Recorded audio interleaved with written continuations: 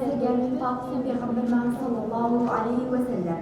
ئەزدان ئێمە ئەمڕۆ زۆر خۆشحاڵ بووین کە توانیمان دووبارە ئەلەلا کۆبووینەوە و بە خێراتنی خوشکا بەڕێزەکان دەکەین. ئەزدان ئێمە ئەمڕۆ بەنای خوای گەورە میهرەبان سوپاس و ستایش بۆ خوا کە ئەمڕۆ وەکو ئەکادیمیای بنیاد لە ئەنجومەنی تەکێ کۆمەڵی دادگەری هەستین بە چالاکیەک بۆ لە ڕۆژی باڵاپۆشیدا. سوپاس بۆ خوا ئەمڕۆ زیاتر لە 100 خوشک بەشدار بوو تێیدا لە ناوەندەکانی لە شاری تەکیە. دەستخۆشیمان هەیە بۆ کچانێک کە بەشدار بوون لەم چالاکیەدا. ئومێدەوارین بتوانین لە ساڵێکی تر و لە کاتێکی تردا بتوانین خزمەتەکان زیاتر فراوانتر بکەین و بتوانین ئاهەنگەکانش زیاتر بەرەو پێشەوە بەرین. دووبارە و دەبارە دەستخۆشیمان هەیە بۆیان، دەستخۆشیمان هەیە بۆ بەڕێزشتان. بەنای خۆی بەخشندەی میرەبان، من دەستخۆشی زۆرم هەیە بۆ ئەکادیمیای بنیاد بۆ ڕێخستنی ئاوا چالاکیەک لەسەر ڕۆژی جیهانی باڵاپۆشی.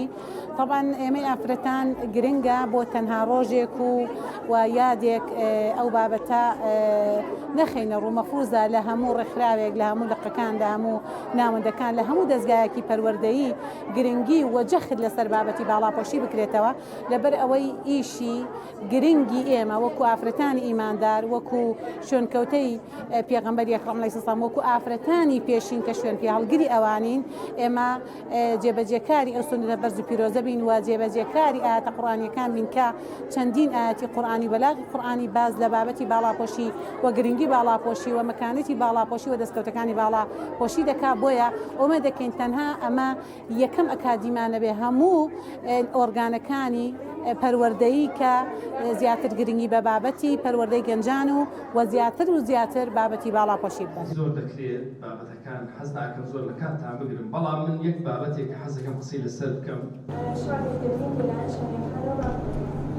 سەرەتا بەنای خۆی بەخشندە و میهرەبان بە خێراتنتانەکەم کە هاتوون بۆ ئەم فیستیڤاڵەی ئێمە کە ئێمە مودەی چەند ساڵێکە لەم خولەیەن. ئەلحەمدولیلا کە چەند کچێکمان لەگەڵا بوو، ئەلحەمدولیلا بوونە بە باڵاپۆش لە دەرز و خولاتەکانی ئێمەیە بوونە. ئەلحەمدولیلا مامۆ ساڵێکە ماهەنگەمان کردووە کە دەستخۆشی لە مامۆسازا دەکەم کە لەگەڵمانە بەردەوام بووە.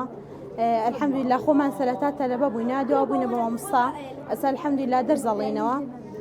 زۆر سپاسی مامۆسازاد و سپاسی خۆی گەوراکەین کە لەم خولەیەین چەند تەلبەیەک چەند کەسێکمان لەگەڵا بۆ ئێمە کە لەم خولەی ئێمەیە بوو، یعنی باڵاپۆش نەبوو، لە دوای ئەوە باڵاپۆش بوو. ئەلحەمدولیلا من ئەمڕۆ خۆم بە خۆشحاڵە زانم کە بەشداریم کردووە لە فیستیڤاڵە بچووکە کە بۆ باڵاپۆشان بوو و هیوادارم لە هەموو ناوچە جیاوازەکان ئەم فیستیڤاڵانە بەرەو پێش بچێت، چونکە زۆر گرنگە بۆ ئەو کەسانی کە باڵاپۆش نین و باڵاپۆشی تەنها بەمانەی ئەوە نایەت کە ئێمە سەرپۆشک بدەین بەسەرمانەوەتەوە.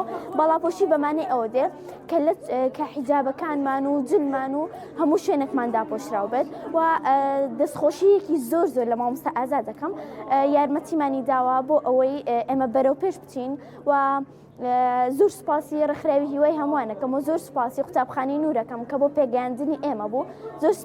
زۆر سوپاسیانەکەم و هیوای سەرکەوتنیان بەخوازم. بەناوی ئەنجومەنی تەکێی کۆمەڵی دادگەریەوە بە خێراتنی سەرجەمە و ئافرەتانەی کەوا باڵاپۆشن و ئەوانەی ناباڵاپۆشن کە هاتن بۆ ماهەنگە حنجیلانەیە. ئومێدەوارین لە ساڵانی داهاتوودا ئەم ئاهەنگە دووبارە ڕێک بخرێتەوە و هەروەها لە سەرجەم شارۆچکەکان یاد بکرێتەوە.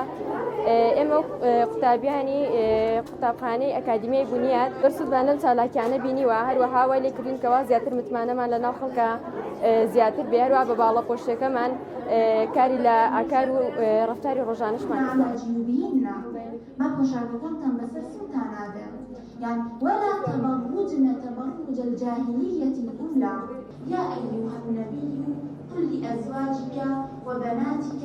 قوتابخانەی نور کچانی ئەکادیمیا لقی بەردەقارەمانی ڕێکخراوی